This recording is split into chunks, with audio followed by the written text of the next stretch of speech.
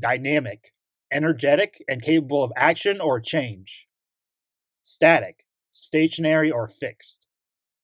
But we want to talk about poker, where dynamic means the effect of nuts are likely to change by the river. So the best possible made hands are vulnerable. Static is the opposite. The effect of nuts are not likely to change, and the best possible made hands are not vulnerable. Characteristics that make a board dynamic are flush draws. I use the plural because these concepts apply to the turn as well, where you can have 2 flush draws on the board. Straight draws and low cards as well.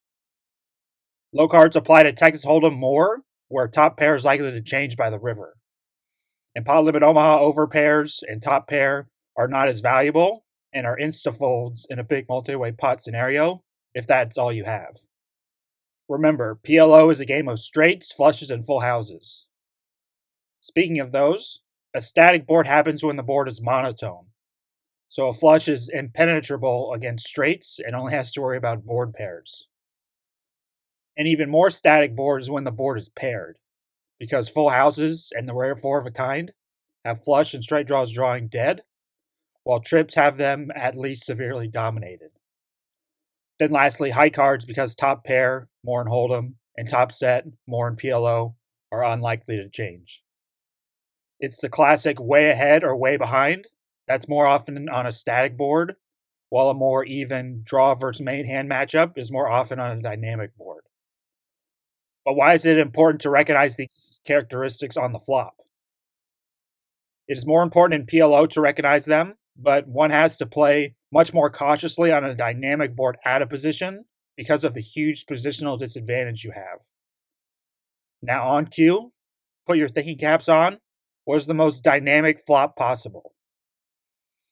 So life out of position would be hell in PLO.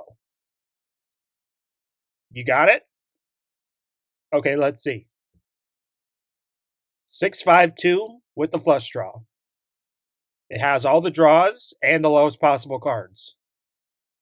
The nuts here being 4-3 for the straight are incredibly vulnerable. Counting all the outs, we have a 3, 4, 7, 8, 9. Any board pair or flush completing card changes the nuts. 4-3 is actually more likely to not be the nuts by the river than so, about a 2-1 underdog.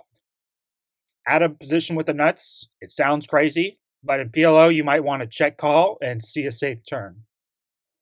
Especially multi-way, where most pots go.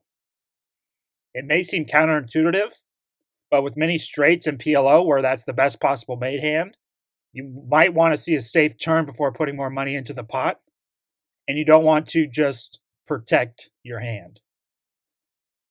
Now we go on to the most static flop. The best made hands on the flop will have almost nothing to worry about.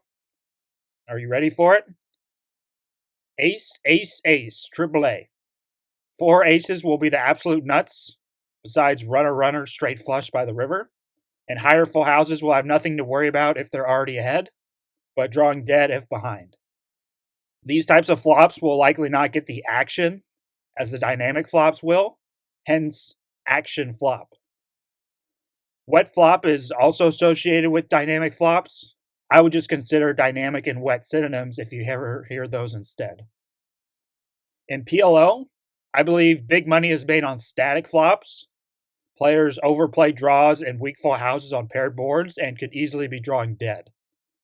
So much easier to make money when you're 95-5 versus 55-45. I hope you enjoyed that little lesson in dynamic versus static boards. You'll see me at the PLO tables putting these concepts to work.